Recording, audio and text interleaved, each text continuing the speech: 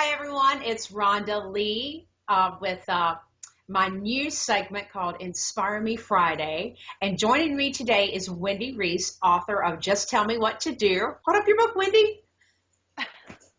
So you can see the title. There you go. And she is going to give us some inspirational nuggets from her fantastic new book. And Wendy, thank you so much for joining me and being my very first person on Inspire Me Thank Friday. you. And I want to know, starting with the inspiration theme, what inspired you to write this book? This book, it's really interesting because it started as something totally different than what it ended up as. And the finished product really came from so many of my clients and even myself at some point saying, just tell me what to do and I'll do it. They're in a place of frustration. They know that they want to get out of that stuck place, but they don't know how. And it's that how that really keeps them stuck. And so what I realized was that I was saying the same thing over and over and over again. And so I just started putting it all in because I figured everything I had learned to help myself was what I was sharing with everybody else. And so I might as well just share it with the world. And so that was really the inspiration behind it. Wow. Well, how Yeah. long did it take you to pull all this information together? That's a whammy. I throw that out there. Well, the very first iteration of it was a book for men on vulnerability, and that took about 3 months. And then when I started having it edited, we realized that there was so much more that needed to be said, and it could help a much broader audience. And so that process took out another 9, and then the editing process, which was unbelievably the most difficult process, because I have a slight learning disability, and so it's really frustrating me to have to read all of the corrections that come through. I don't take it personally. I just realize oh, this is a process that we have to do, and it makes me a better writer every time I see those corrections. But process about 3 months. So all total, it was about a year and a half of work.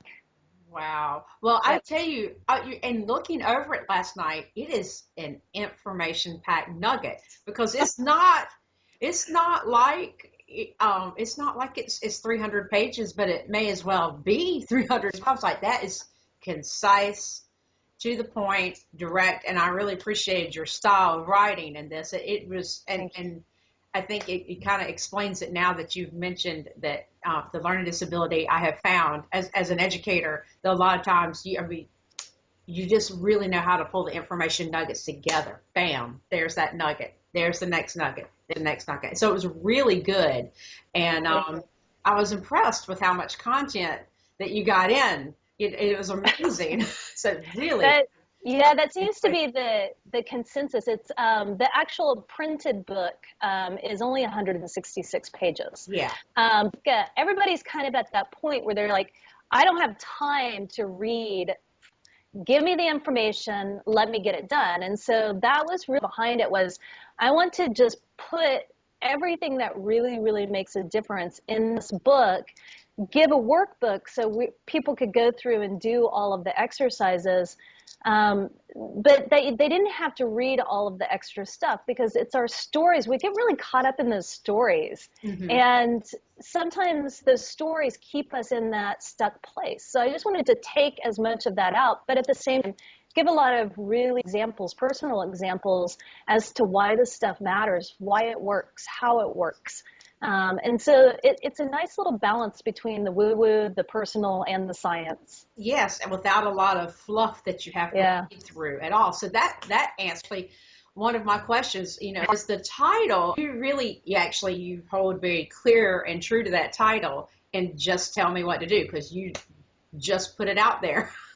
Is that what the basis of the whole title was about for you? Well, and the funny thing about the title, and that kind of goes into where I'm going in 2014, is that even though the title is Just Tell Me What, Nothing Left to Do, it's all about becoming. So it's really, book is about undoing and becoming. Mm-hmm. So the subtitle of the book is A Guide to Becoming the True You.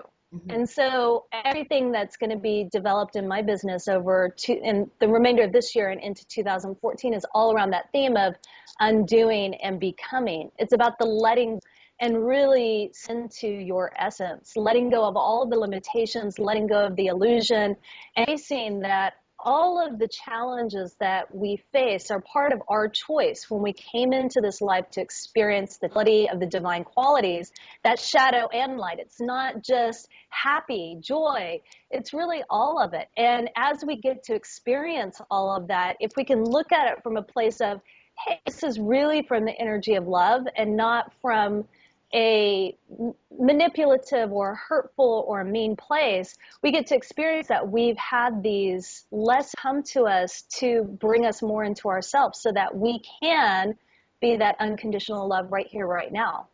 We get to be heaven on earth, which is pretty darn cool. Excellent. And I did see that theme throughout the whole book whenever I was going over it last night. And it's excellent. Excellent. Well, I want to know, what are some goals and intentions? I know we've covered some, but specifically, once you took this away from being the book for the men and you decided broader audience, what was your goal from there and just the broader audience? Because I know there's more to it.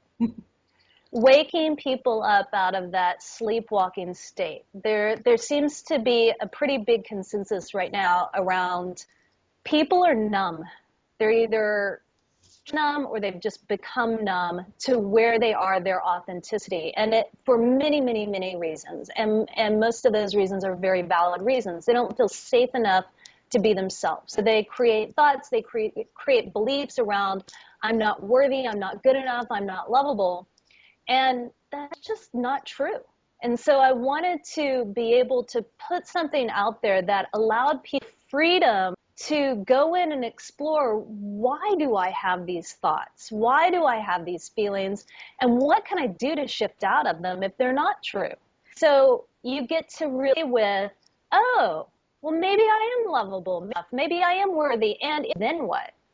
And so the goal is really just to help bring people home to themselves so that they can really, really play in that field of infinite possibilities and unconditional love. And I know that sounds really woo-woo and fluffy. The reality is it's so much more fun, and it is total freedom. And I think that's what I want. Excellent. Well, I was going to ask about your intended audience, but I feel that it's pretty much for everyone. I mean, it's just like a great big wake-up call, and here's your instructions. Okay, you're ready? Here's the book. Wow. Yeah, the intended audience is for anybody who feels like this isn't working for me anymore. I can't keep doing it this way. It's not me. It doesn't feel. They look around and they're like, how did I get here? This sucks. And maybe they're not to the point of thinking if something doesn't change, I can't keep going. They definitely have had that thought of, I wish I could just go to sleep and not wake up. And I think most of us have been at that point at some point in our life. And to be able to have somebody hold us in that space, I love you no matter where you've been or what you've done or what your choices are or what you haven't done and maybe you could have done, until we're able to love ourselves to that same I think is really, really important. And I wanted to be able to hold space for people who were at that point saying, I got to do something different. So the intended audience is really just anybody who's at that point of saying, this isn't working and I need help. Excellent. Yeah. Well, I cannot think of a better interview for my very first segment. This is so inspirational to me. And as soon as you released it, that you had the book, I knew that I had to have you on here, and I knew I wanted you first. And so this is, true to the theme of everything that I'm trying to put out there with Inspire Me Fridays. And I'm going to make sure that I include a link down at the bottom so people know where to go and get your book. And I really appreciate it. And one more little plug, I will have to say, I met Wendy through some online courses and stuff that we took, and we've been classmates. And Wendy was so gracious to volunteer to be a part of one of my projects. I did a laughter yoga project, a digital download project, and she just brought so much dynamic energy to the project and willingness to shamelessly laugh with me. in front of a video camera for me to put this together. And I just have been so attracted and drawn to your vibrant energy ever since then, and knew that one day I was going to have to share you as much as I could. And then you put out your book, and I'm like, okay, I have to stop everything and do this now.